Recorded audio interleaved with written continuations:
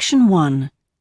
You will hear a telephone conversation between a customer and a representative of an insurance company. First, you have some time to look at questions 1 to 5.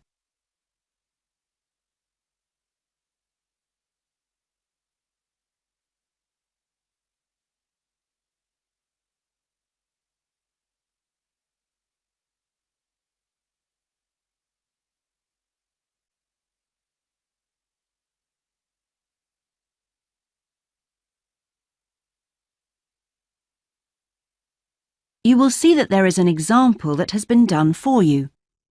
On this occasion only, the conversation relating to this will be played first.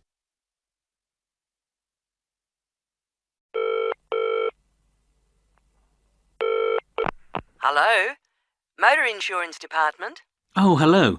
I'd like to ask about insurance for my car. Yes, of course.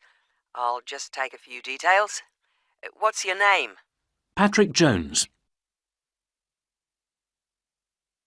The customer's name is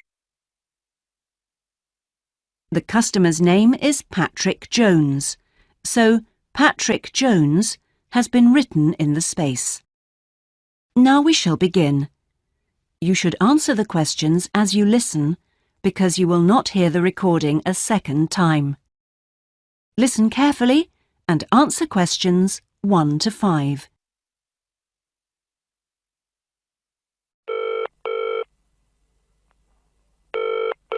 Hello? Motor Insurance Department? Oh, hello. I'd like to ask about insurance for my car. Yes, of course. I'll just take a few details. What's your name? Patrick Jones. And your address? It's 27 Bank Road. 27 Bank Road. Is that in Greendale? Yes. And what's your daytime phone number? My work number is 730453. And could I ask what your occupation is? Dentist. OK. Now, a few details about your car. What size is the engine? It's 1200 cc's. Thank you. And the make and model? It's a Houghton Sable. Could you spell the model name, please? Yes. Sable. Oh, yes. Thanks. And when was it made? 1997. Lovely. Right. I presume you've had a previous insurer? Yes. Right. We need to know the name of the company. Yes.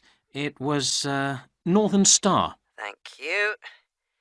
And have you made any insurance claims in the last 5 years? Yes. One in 1999. And what was the problem? It was stolen. But That's fine, Mr. Jones. That's all we need to know at the moment. Before you hear the rest of the conversation, you have some time to look at questions 6 to 10.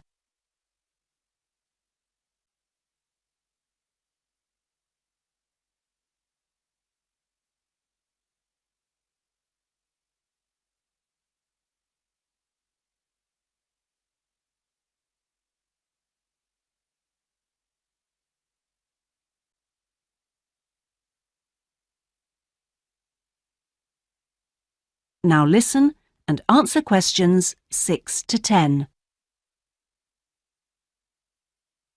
And will there be any other named drivers? just the one. And his name? Simon Painter. Could you spell the surname, please? Paynter. OK, thank you. And what relationship is he to you? He's my brother-in-law. And what will you or Mr. Painter be using the car for? Well, mainly for social use. Social use. Will you be using it to travel to work? Yes, sometimes. Travel to work. Anything else? No, that's it. And finally, When would you like to start the insurance? I'll need it from the 31st of January. Right. Mr. Jones, I'm getting a couple of quotes coming up on the computer now, and the best bet looks like being with a company called Red Flag. Yeah? And that comes out at $450 per year. Oh, well, that seems okay. It's quite a bit lower than I've been paying up to now. Great. So, would you like me to go ahead with that? Sure, why not? How would you like to pay? That is the end of section 1. You now have half a minute to check your answers.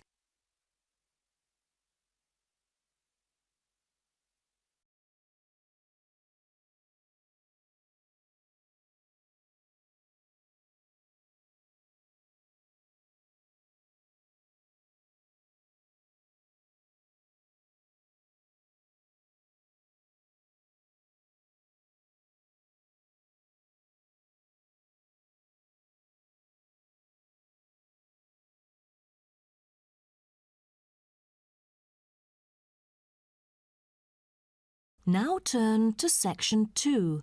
Section 2. You'll hear a coordinator for the annual ski and snowboard exhibition talking to the audience about some practical information for the whole event.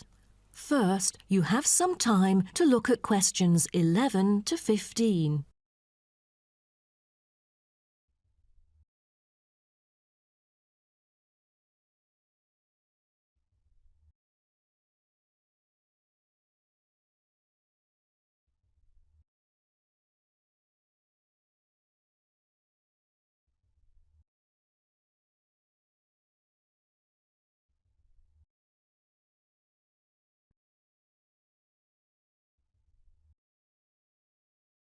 Now, listen carefully and answer questions 11 to 15. Good morning, everyone, and welcome to the annual ski and snowboard exhibition held from April the 8th to 17th. I am Mary Granger, coordinator of the event this year. The 10-day event features many highlights. As a snow sports lover, I know you are looking forward to a great time here. Now, I'd like to offer you some practical information about the whole event and what to expect from it. This might be the first time coming here for some of you, so for those who are still wondering about the right accommodation, I recommend Sky Hotel. It has its own health and sports clubs, just like most of the hotels here, but I love it because of its incredibly cosy beds, which guarantees good rest after an exhausting day of exploration. If you haven't brought your own equipment, like poles, boots and skis, they are available for purchase or rent at Ski Set or Snow Rental. The exhibition this year provides a colourful look into the history of skiing and an inspiring peek into the future prospects of the sport.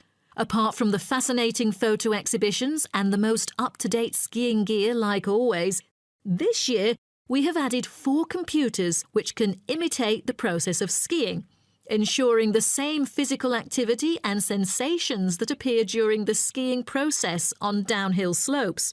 But I have to warn you that it might be quite time-consuming to line up for the free trial experience. Many have posed the question as to how to enter the skiing and snowboarding competition. Well, rather than filling out the back of the entrance ticket or bombarding the committee with emails, the most effective method is by checking out the exhibition newsletter delivered every month for availability. At the most beloved local event, the exhibition has also drawn attention from the press. Last year, massive media coverage was on the worrisome amount of snowfalls. In order to avoid the same predicament, several artificial skiing slopes have been built. With more participants this year, we have lowered the entrance fee, which has been widely reported to local newspapers. A bonus for our participants is the ski programme.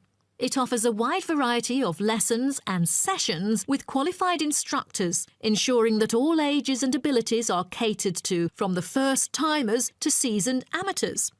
I strongly advise you to sign up for the programme, as it is offering an unprecedented 30% discount. That's mainly because we are cooperating with the programme organiser, who promises affordable prices only for the participants of the festival this year.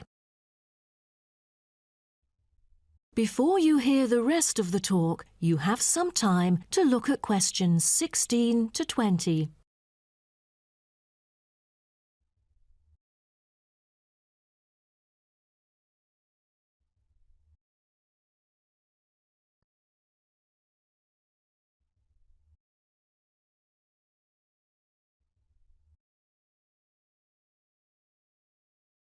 Now listen and answer questions 16 to 20. Now, I would like to introduce you to the list of presentations during the following week so that you can better plan your schedule. The first presenter, Simon, is one of our best ski instructors. As an experienced instructor, he will inform you about the dangers that face skiers and snowboarders. Accidents happen mostly to those who are careless or ignorant. Good risk management involves considering both the probability and consequences of an accident. The next speech, titled Solution, is given by Jamie Kurt. A list of problems may occur to novice skiers and snowboarders, so he is going to offer useful information for first-timers on choosing the appropriate gears, the right dress code and ways of protecting your skin. For instance, some of you may have rented the skiing equipment, but rental footwear is notoriously uncomfortable. Then, Jamie will provide instructions to help make your footwear fit better. The third speech is about a documentary introducing skiing and snowboarding and the difference between the two sports. It also depicts a group of snow lovers exploring new slopes with breathtaking views. The director, Andy Fisher, will be there, addressing the whole shooting experience. The fourth talk is about the tricks of skiing, presented by Harry Tyson. It is most useful for those who have already tried skiing, yet still need more practice to master the sport. Harry will teach you how to turn more skillfully. A lot of people can keep their skis roughly parallel, but there's no point if you make it hard to work with and slide around out of control. Useful exercises will also be suggested to improve your parallel skiing technique so that you can tackle steeper slopes and enjoy yourself more. Jason Smith will be the last presenter, mainly addressing towards advanced skiers. He manages to apply snow climbing into skiing. Climbing in soft snow, you are floundering around. Walking becomes harder. So, a good trick during climbing is to maintain a wider gait, approximately shoulder width, so that you are more stable while walking. This works for skiing as well. That is the end of section 2. You now have half a minute to check your answers.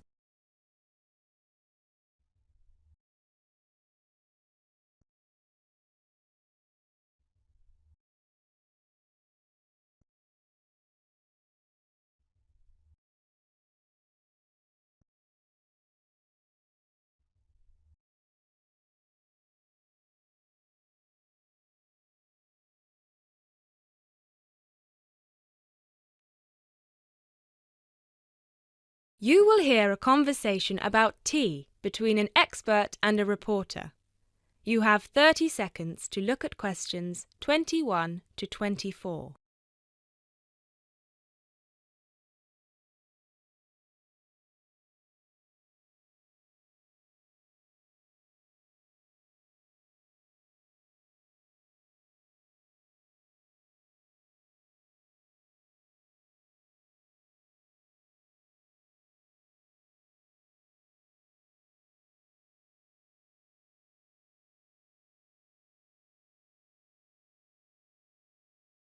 Hi Jacob, thank you so much for coming along today. It's my pleasure. I'm very intrigued about what a tea meditation entails exactly. Well, it's very simple really. I think the first thing you need to keep in mind is that it is mostly about leaving everything that you have been thinking or worrying about today to one side. Really focus on the present moment. Oh, it sounds great. I certainly don't know very much about tea and I'm keen to get started. But before you go into more detail, can I ask you what your favourite kind of tea is? Well, I think the kind of tea we are going to have today is my favourite. It is pu'er tea from Yunnan province in southern China. What makes this tea special? Pu'er is a dark tea. The regions of Yunnan, the north of Vietnam and Laos, have one of the best climates for growing tea in the world. Pu'er is a post-fermented tea. Oh, what is a post-fermented tea exactly? It is a tea that has undergone a period of aging in the open air. They age the tea for days, even years. The exposure to humidity and oxygen help to oxidize the tea leaves and encourage fermentation. This changes the smell of the tea and also removes a lot of bitterness from the taste. It sounds similar to the process of aging wine. The process is different, but the effect of aging on the taste is certainly similar. Does this mean the tea can be quite expensive? Absolutely. It can be very expensive. The tea is usually pressed into balls or cakes and sold. At one time, only tea enthusiasts cared about buying these cakes, but now many people have realised that they are an investment, and so buy them like they would buy gold, because the price goes up a lot over time. You now have 30 seconds to look at questions 25 to 26.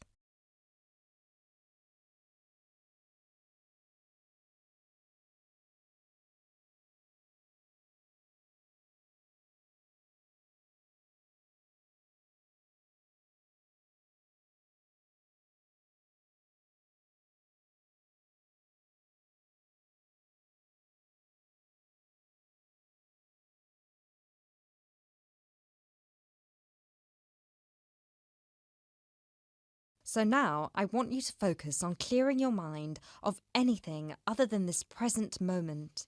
Let go of any concerns. Okay, one slight problem. I will need to record our conversation, and I will need to take notes for the article. I plan to write about this for my newspaper. Is that okay? Oh yes, of course. Whatever you need. Thank you. I'll try to keep my notes to a minimum. Good. So, where was I? Oh yes, I think very few people really appreciate the complexity and variety of tea that exists in the world. Right. Most people are maybe like me and just use tea bags. Exactly. And with a tea bag, the tea is trapped inside and cannot move around freely. You can really taste the difference drinking a brewed tea that was free to move around through all the water. So, do you ever use tea bags? Never. You now have 30 seconds to look at questions 27 to 30.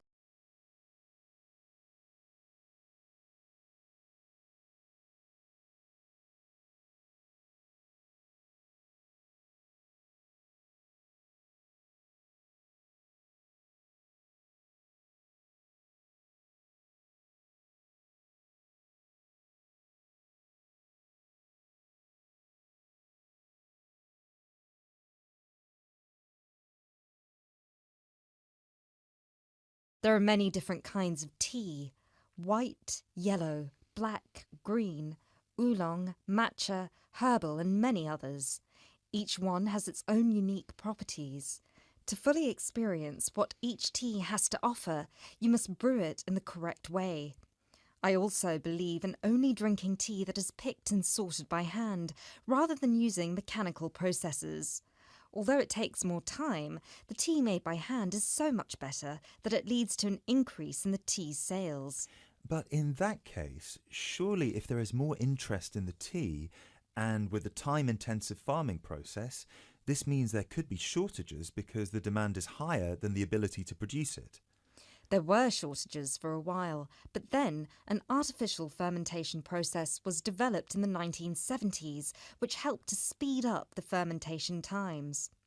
As I mentioned, this process has an aging effect on the taste of pu'er tea that is very similar to the effect on the taste of wine that you get from that fermentation process, though for pu'er tea today, we're talking about that artificial process.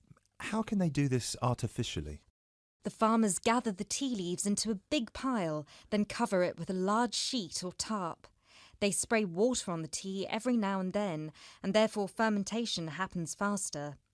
Usually, the tea is left for 30, 45, 60, or even 90 days still. The farmer will check the tea every few days, and just by the feel of the tea, he knows whether it is ready or if it needs more time. Wow, that sounds like a fascinating process. I never realised that there was such a science behind producing tea. Well, now you are ready for the best part, the tasting of it. That sounds like a very good idea to me. So what I will do now is boil the water, and we can begin our meditation. What does that entail? We need to focus on only two things. The first is your mind and body. Forget everything that you have been worrying about today. Forget about what you have to do later on or what somebody said to you earlier. Focus on your breathing and on how your body feels. If you have aches and pains, acknowledge them. Pinpoint where there is tension in your body and try to release it. Oh, yes, I can really feel tension in my shoulders. Let it go. Close your eyes if that helps. Take deep breaths in and out. Soon we will drink the tea. When you drink it, think about the taste and how it feels on your tongue. Is it easy to swallow the tea, or do you need to gulp it? Can you brew the tea leaves more than once? Oh yes, you can brew some teas more than 10 times. Now we will shift to noble silence, focusing only on ourselves and the tea. Enjoy.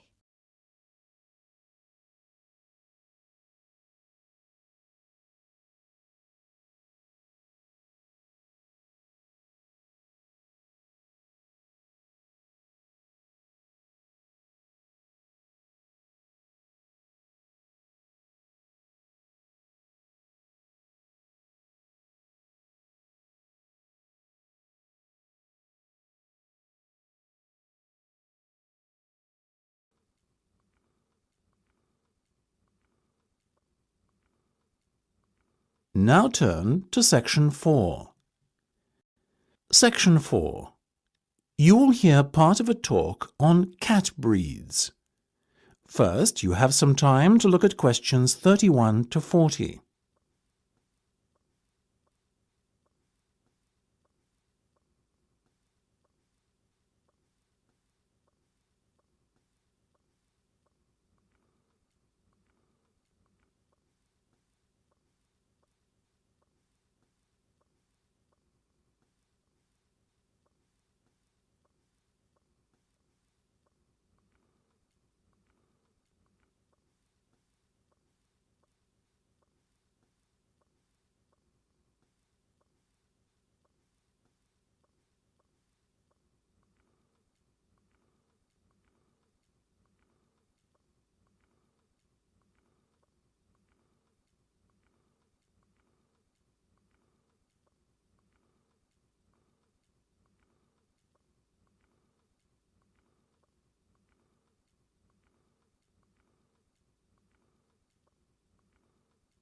Now listen carefully and answer questions 31 to 40.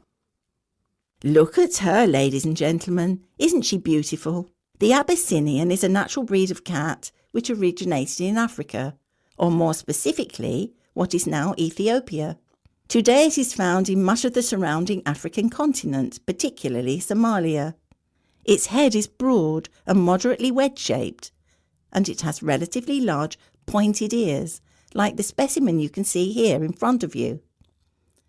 It is typically a reddish colour and is known for the unusual M-shaped marking, which often appears directly above the two eyes. See here. It has a medium-length coat in a sort of ticked pattern, ticked being a term to describe when the hair gets progressively darker from root to tip. There you go, little fellow, well done. Now this gentleman, he is a male, I can assure you, is the Aegean. The Aegean is of Greek origin, as you might have guessed, and is thought to have come from the Cycladic Islands. It's considered to be the only native Greek breed of cat. It is one of the newest and therefore rarest cat breeds, but relatively plentiful throughout Greece. It is much liked for its intelligence and friendliness, and because it excels in pest control. It has a semi-long-haired coat with rich tail. The coat is typically bi- or tricoloured, with white always present, and the other colours ranging from black to red, blue, cream, etc. These colours are just as likely to present themselves as stripes. This little guy, as you can see, has beautiful reddish-blue stripes running through a pale coat. The head is medium-sized and quite round. The ears have a wide base, rounded tips, and are covered by hairs. Now the Australian. Australians are still mainly confined to distribution in their homeland. Obviously Australia, though a number of catteries in the UK have started to breed them too. Look at those expressive eyes. The cat is a fine example of the breed, medium-sized and short-haired. Notice also the large round head.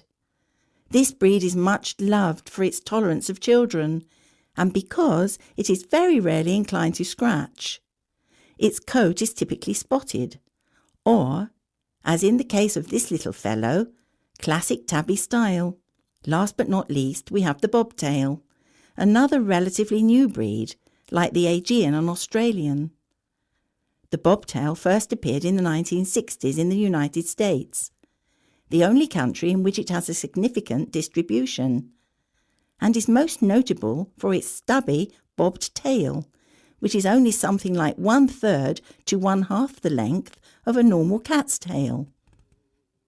It is a very sturdy breed, with rather shaggy and dense fur.